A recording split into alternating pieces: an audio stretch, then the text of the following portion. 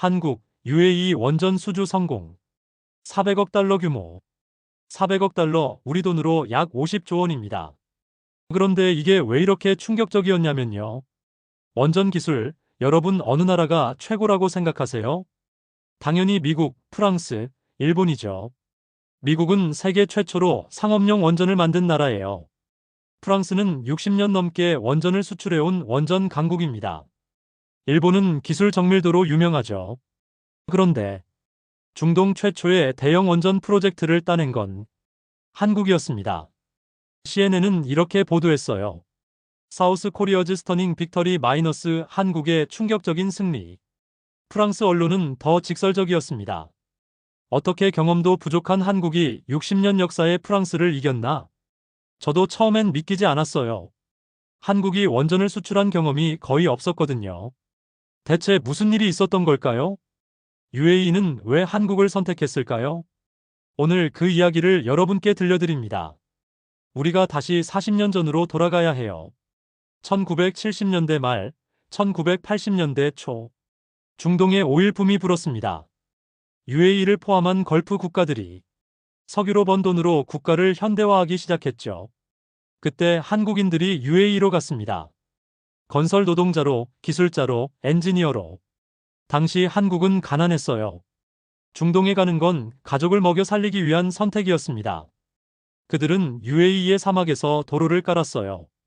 병원을 지었고 학교를 세웠습니다.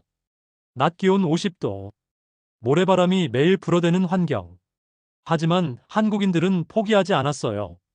밤을 새워가며 일했고 약속한 날짜를 꼭 지켰습니다. 저는 당시 현장에서 일했던 분을 인터뷰한 적이 있어요. 우리가 뭐 대단한 기술자였나요? 그냥 약속을 지켰을 뿐이에요. 현지 사람들이 금요일 예배를 드릴 때는 우리도 작업을 멈췄고 라마단 기간엔 그들 앞에서 물도 마시지 않았어요. 그게 예의였으니까요. 단순한 이야기처럼 들리시나요? 하지만 UAE 사람들은 이걸 기억했습니다. 한국인들은 우리를 존중했다. 우리 문화를 이해하려 했다. 그리고 무엇보다 약속을 지켰다.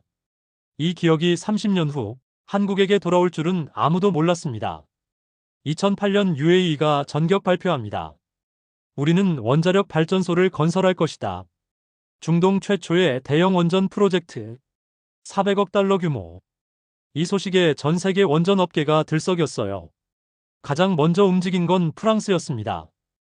프랑스는 자신만만했어요. 우리는 60년간 원전을 수출해왔다.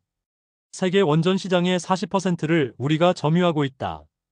당연히 UAE도 우리 것이다. 프랑스 대통령이 직접 UAE를 방문했습니다. 사르코지 대통령이었죠. 미국도 가만히 있지 않았어요.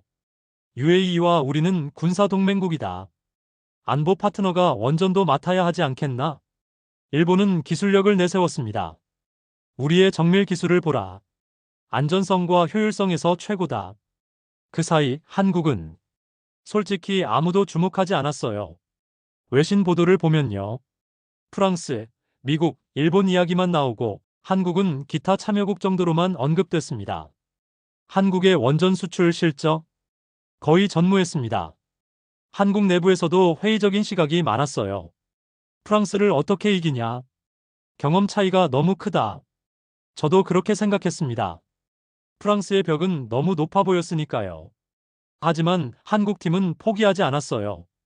2009년 초 UAE 측에서 각국 입찰 참가자들에게 통보했습니다. 실제 환경에서의 테스트를 진행하겠습니다. 조건은 까다로웠어요. UAE의 원전 예정지는 바라카라는 곳인데요. 페르시아만 바로 옆 사막 한가운데예요. 여름 기온 50도 이상, 강한 해풍과 염분 사막 모래폭풍 지진 가능성. 이 모든 환경에서 안전하게 작동하는 원전을 설계하시오. 솔직히 악조건의 집합체였습니다. 프랑스는 기존 설계를 그대로 제출했어요. 우리 원전은 이미 검증됐다. 충분하다.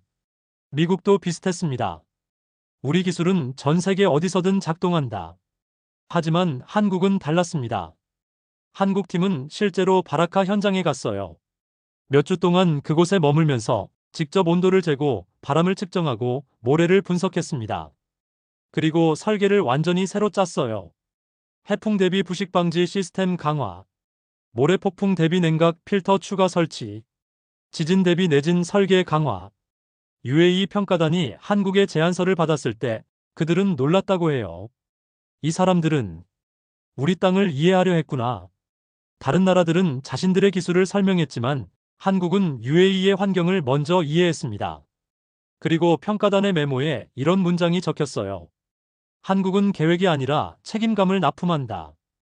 2009년 7월 입찰 마감이 3개월 남은 시점이었어요. UAE 왕세자 측근 인사가 아무런 예고 없이 현장을 방문했습니다. 밤 11시였어요.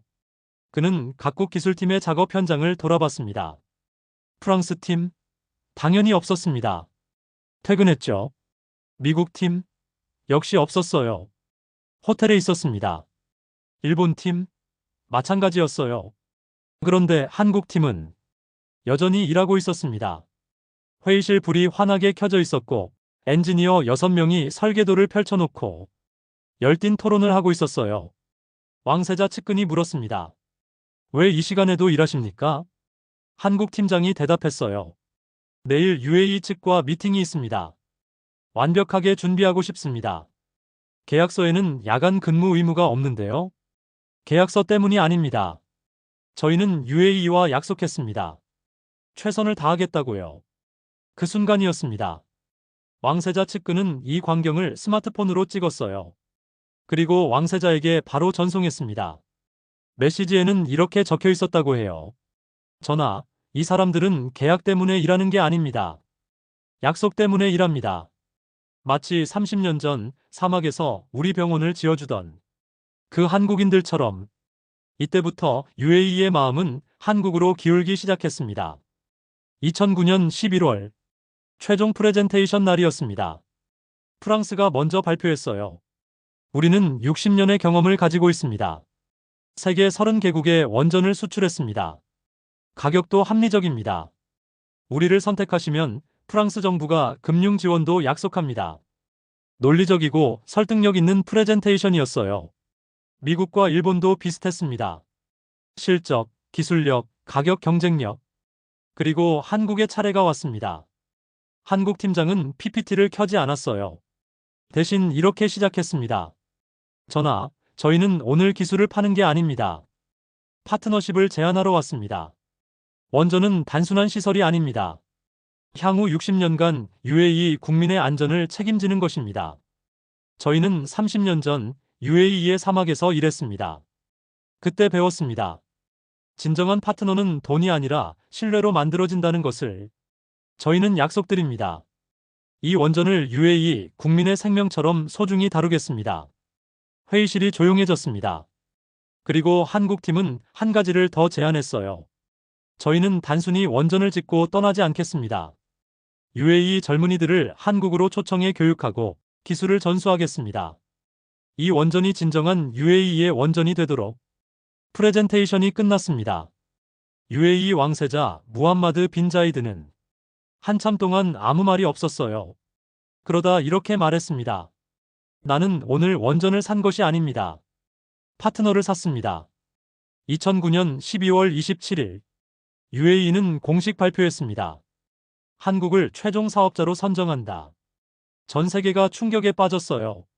CNN 사우스 코리어 비츠 프랜스인 스터닝 업셋, 월스트리트 저널 한국의 역사적 승리, 원전 시장 판도 바뀌나, 프랑스 르몽드 60년 역사의 패배.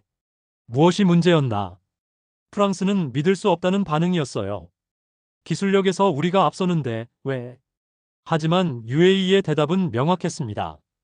기술은 비슷했습니다. 하지만 신뢰는 달랐습니다. 여러분, 이 이야기가 저는 참 감동적이에요. 왜냐하면 이건 단순히 한국이 큰 계약을 따낸 이야기가 아니거든요. 이건 시간에 관한 이야기입니다. 기억에 관한 이야기입니다. 1980년대 사막에서 땀 흘렸던 한국 노동자들. 그들은 몰랐을 거예요. 자신들이 밤새 지은 병원 한 채가, 자신들이 약속을 지킨 그 순간들이 30년 후 국가의 미래가 될 줄은. UAE가 한국에 준 400억 달러 계약서. 그건 단순히 돈이 아니었어요. 그건 기억의 영수증이었습니다. 30년 전 당신들은 우리를 존중했다. 당신들은 약속을 지켰다. 당신들은 진심이었다. 그 기억에 대한 답례다. 세상 사람들은 한국의 승리를 보고 놀랐어요. 기술력이 부족한데 어떻게? 하지만 UAE는 알고 있었습니다. 기술은 배울 수 있지만 신뢰는 쌓는 것이라는 걸. 그리고 한국은 이미 30년 전부터 그 신뢰를 예금해두고 있었던 거예요. 저는 이 이야기를 준비하면서 바라카 원전을 찾아갔습니다. 2024년 그곳은 이미 완공돼서 UAE 전체 전력의 25%를 생산하고 있었어요. 그리고 그곳에서 일하는 UAE 젊은 엔지니어들을 만났습니다. 한국에서 교육받고 돌아온 사람들이었죠. 그들이 제게 이렇게 말했어요. 한국은 우리에게 기술만 준 게 아닙니다.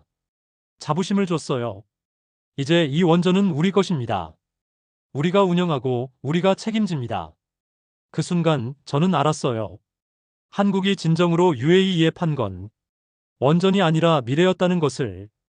여러분이 오늘 한 작은 약속, 여러분이 오늘 보여준 작은 성실함, 여러분이 오늘 흘린 작은 땀방울, 그게 30년 후, 40년 후 어떤 열매를 맺을지 아무도 모릅니다.